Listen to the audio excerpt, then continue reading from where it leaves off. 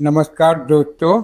मैं डी के चिब्बल, एक सेंट्रल गवर्नमेंट सिविल पेंशनर। मेरे साथ मेरे साथी सीवी प्रसाद जी, ये भी सेंट्रल गवर्नमेंट सिविल पेंशनर है। नमस्कार प्रसाद जी, आज किस विषय पर चर्चा करें?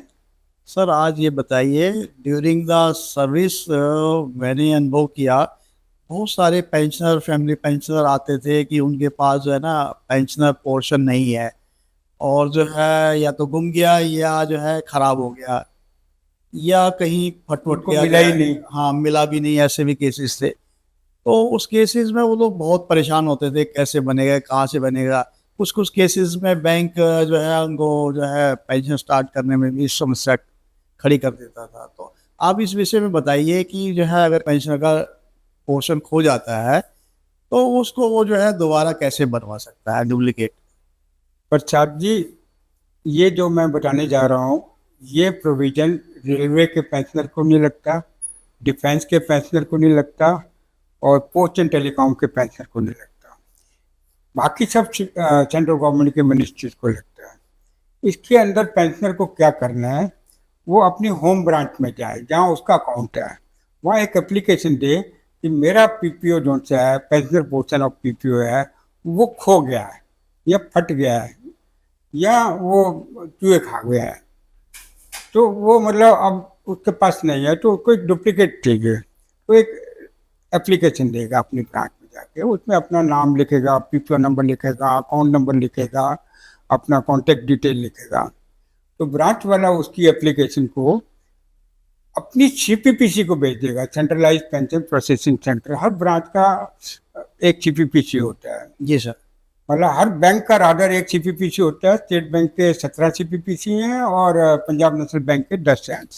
तो उसकी ब्रांच वाला अपने सीपीपीसी को उसकी एप्लीकेशन भेज देगा। जी। तो सीपीपीसी में बैंक का जो सा डिसबर्सल पोर्शन ऑफ पीपीओ होता है वो पड़ा होता है। जी सर। तो वो उसकी फोटोकॉपी करेगा या उसको स्कैन करेगा, और उसके साथ जो पेंशनर की एप्लीकेशन है वो लगा के सेंट्रल पेंशन अकाउंटिंग ऑफिस को भेज देगा। जी सर। पेंशनर की रिक्वेस्ट है, उसको डुप्लीकेट पीपीओ क्यों बनाते हैं? या तो सेंट्रल पेंशन अकाउंटिंग ऑफिस उसका डुप्लीकेट पीपीओ बना देगा, जी सर। या वो संबंधित पे एंड अकाउंट ऑफिस होगा जो पेंशनर जहाँ से रिटायर हुआ था, उसका पे एंड अकाउंट ऑफिस था, उसने उसका पीपीओ बनाया था, जी सर। वहां पे वो भेज देगा।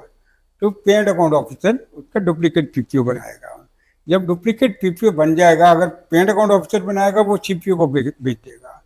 तो अगर सीपीओ खुद बनाएगा तो दोनों केस में सीपीओ के पास डुप्लीकेट पीपीओ हो गया। अब सीपीओ और डुप्लीकेट पीपीओ को उस बैंक के सेंट्रल पेंशन प्रोसेसिंग सेंटर को भेज देगा। तो सेंट्रल पेंशन प्रोसेसिंग सेंटर है, वो अपनी उस ब्रांच में जहाँ पेंशनर का अकाउंट है वहां भेज देगा। उस ब्रांच से पेंशनर को मिल जाएगा डुप्लीकेट पीपीओ। अच्छा सर, आपने इस विषय में बहुत अच्छी समय तरह से बताया, क्योंकि जो है अक्सर देखा गया है कि पेंशनर को पता ही नहीं होता कि उसको कहाँ एप्लीकेशन देनी होती है और कैसे बनेगा। तो आपने बताया कि जो है पेंशनर को एक सिंपल एप्लीकेशन उसके जो है पेंशन होल्डिंग ब्रांच में देनी है, और जो है वो बैंक ब्रांच जो है वो अपने सीपीपीसी को, कंसर्न सीपीपीसी को भेज देगा। सीपीपीसी उसकी जो है डिसबर्सल पोर्शन की जो फोटोकॉपी करके एज पर प्रोविजन, और जो है उसको टेस्ट करके वो सीपीओ को भेज देगा। तो उसमें या तो सीपीओ बना देगा अगर उसके पास डाटा अवेलेबल है और मैच कर रहा है, नहीं तो वो कंसर्न जो है मतलब संबंधित पीओ को भेज देगा, वो बनाकर दे देगा। और इसी प्रक्रिया से वापसी जो है वो पेंशनर बुकलेट जो है संबंधित पेंशनर को प्राप्त हो जाएगी। बिल्कुल हो जाएगा। हाँ, उम्मीद है सभी पेंशनर और फैमिली पेंशनर भाई इससे जो है और लाभान्वित होंगे। और उम्मीद करते हैं हम जो है ना इस विषय में अगर कोई आपको विस्तृत जानकारी चाहिए तो हम जो है उसको हमारी दी गई ईमेल आईडी पर आप लिखिए, हम उसका जवाब देंगे समय रहते हुए।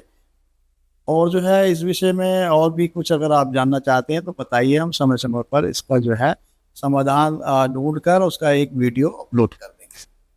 फिर मिलते हैं नए एपिसोड के साथ। धन्यवाद। नमस्कार।